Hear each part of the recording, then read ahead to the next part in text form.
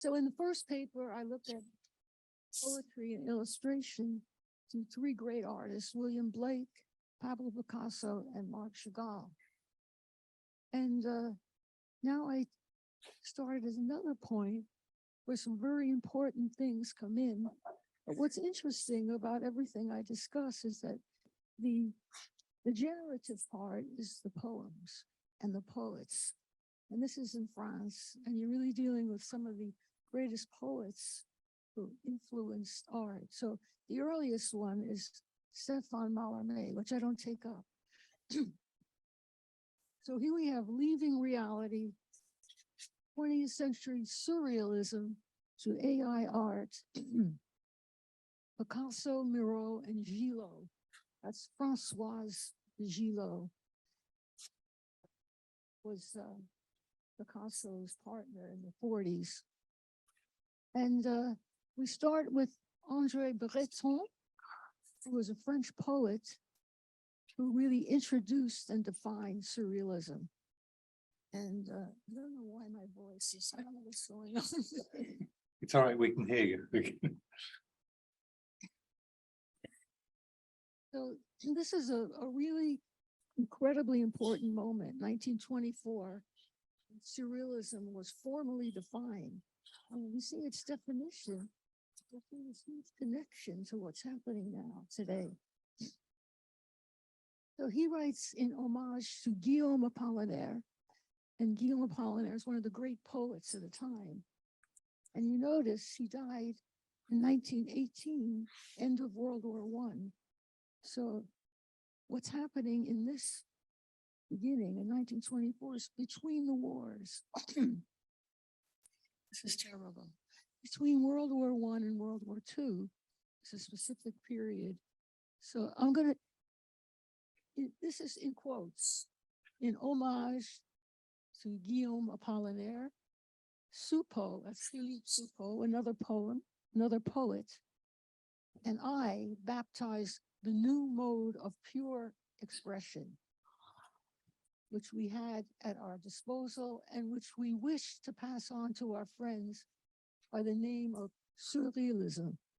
So you think of realism and surrealism, it's above realism, it's beyond realism. And you see this a lot in literature now, we're beyond realism. We're in a virtual state. And here's the specific terms they put with that. Surrealism, psychic automatism. So think about that for a minute. He defines it.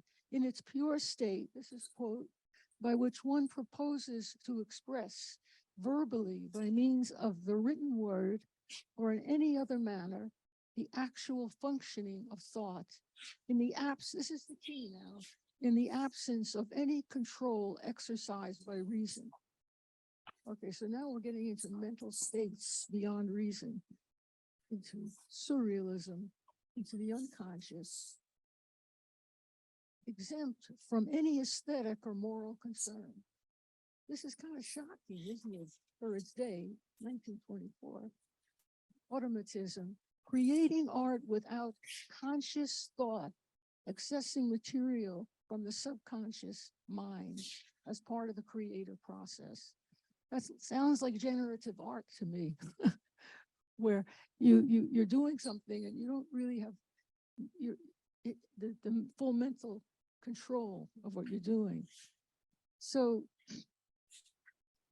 this little image here is by Miro, John Miro, and he writes, painting with all those rules. He's being sarcastic.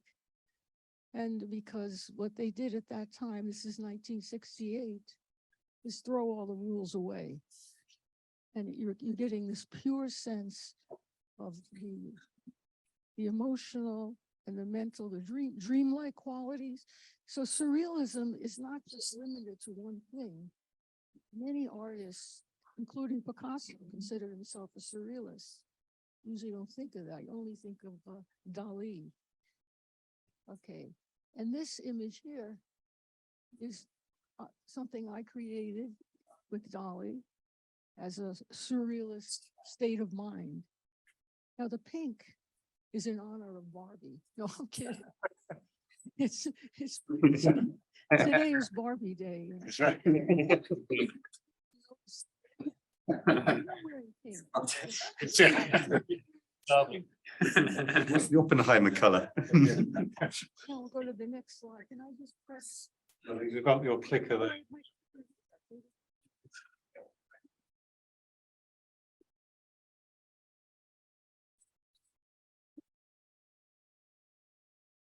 Here we see the first thing, this letter by Pablo Picasso to Guillaume Apollinaire. Remember, Apollinaire was the only drive in American person. That song was inspired by him. And on the far right, this is a page from Picasso's lithography, a poem, 1949.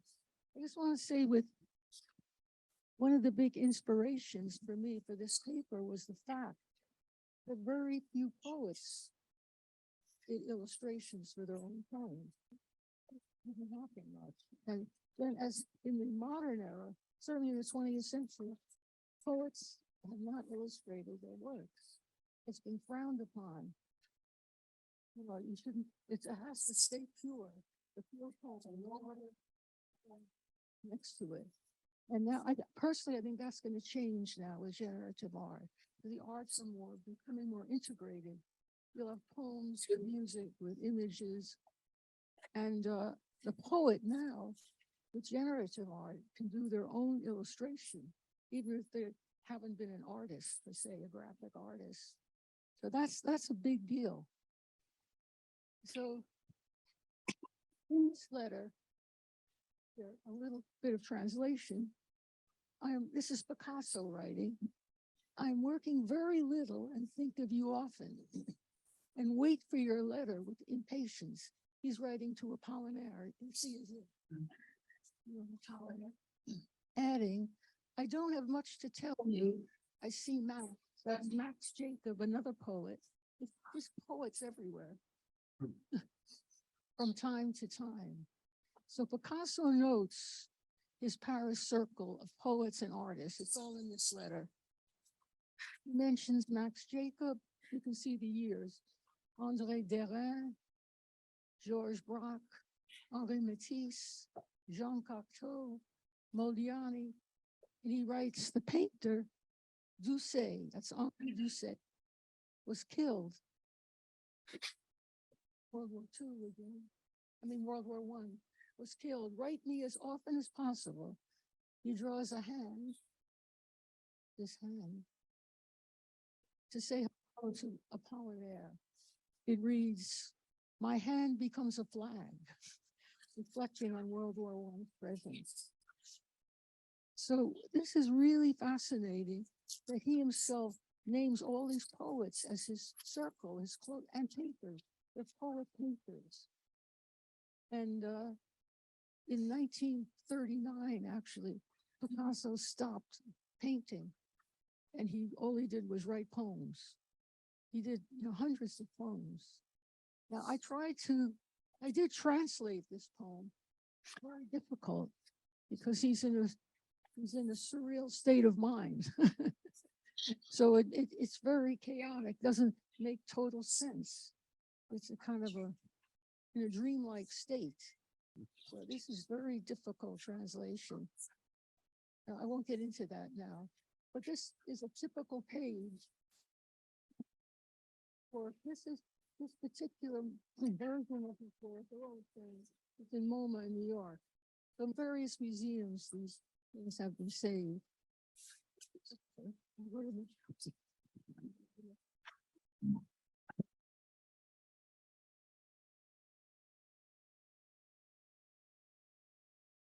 What's that little black box? So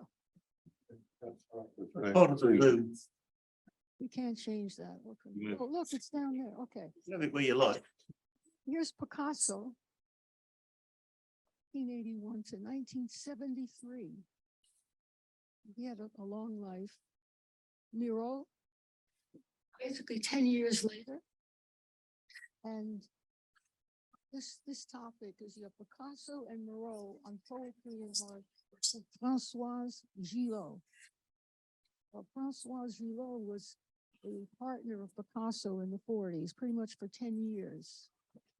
And amazingly, she died June 6, 2023, at 101 years, 101 years old. It's really absolutely incredible. And he was a painter, a very good painter. You'll see I have a little slide on Françoise Gillot. Picasso writes, I thought this was fascinating. If I were Chinese, I would not be a painter, but a writer. I would write my paintings. When it comes down to it all arts are one. You can write a painting with words, just as you can paint feelings in a poem. The Barcelona catalog, they put this in their catalog, Picasso Poeta. It was a fairly recent exhibit. And there's been a few more focusing on Picasso as a poet. So that's really nice. But Jean Miro writes, I try to apply colors like words that shape poems, like notes that shape music. So this is really amazing how they make these connections across the arts. And this is a mural that was on exhibit in Paris at the Grand Palais in 2018. It was a huge mural retrospective. And you see how he has these letters on the painting itself. It says silence. And so silence, 1982, belongs to the series of 3 paintings initially entitled Poems 1, 2, 3, over which Miro's letters seem to dance.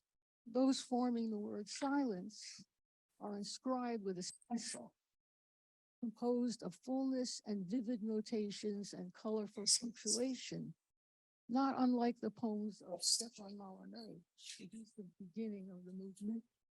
Silence appears to be an invitation to meditation, quoted from the retrospective exhibition plaque of Miro, The Color of Dreams. The Color of My Dreams, that was the name of the show, this huge retrospective. And so, this is that here, okay. No. So here's that silence one, and these are all in those galleries. There were 2 galleries with these very large paintings. They all interrelate in many ways. So fast forward, new AI tools for creating in the arts across media. Everyone can be a participant artist. Subconscious mind, hallucinations and dreams, new intuitive AI tools. So I think there's this incredible connection between this earlier period and then moving fast forward into the present. And there's this new interest in surrealism, subconscious, unconscious, and it's very evident. And it's talking about virtual worlds, etc. So now I'm going to jump forward to an exhibit I went to on March. Oh, this is a version. I thought I had taken that out. I did. I have too many versions. It's March 24th, 2023. And this saw a similarity between this and the Miro, except this is Refik Anadol with a huge digital, or I should say computational work. And that makes connections. So this I thought was very interesting, what Anadol wrote. I'm not proud of my skills with drawing. I'm not proud of my skills using pen and paper, but I'm pretty confident that I can draw anything in my mind with a computer. That was very important. And inside Replik Anadol's Dream Machine. So you go from the Miro to Replik Anadol, who's, I'll say a little more about him. Can we go to the next?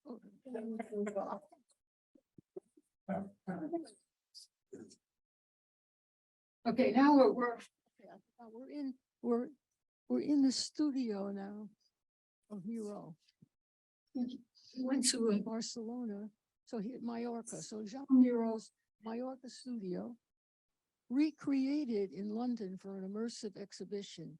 Miro wrote, "I dream of a large studio." 18 years later, having left his native Barcelona for Mallorca, his dream studio was built, crammed with tools, easels, notebooks, newspaper clips, and postcards. Today, it is much like Miro left in 1983, the year he died. Miro's studio was at Galleria Mayoral, London, 6 Duke. So did anyone go there? On 6 Duke Street? But this is, if you think about the studio, the artist studio, this is the classic studio. There are no computers here. There are no, I wonder if he even had electricity. And so this was how he surrounded himself in his work. And again, he did a lot of poetry and illustration.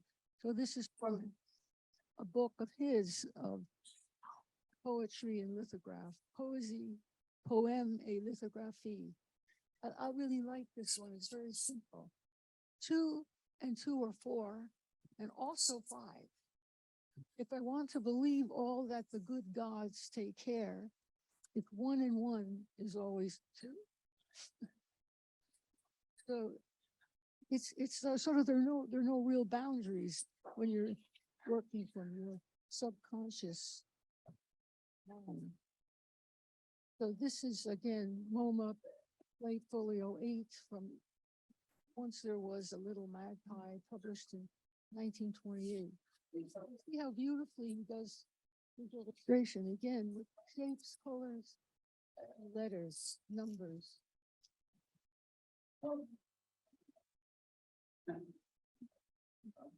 Okay, now this is a slide. This is all about Françoise Gillot, who was an artist, and she and Picasso met. They both were artists together. But of course, he was a very dominant figure. And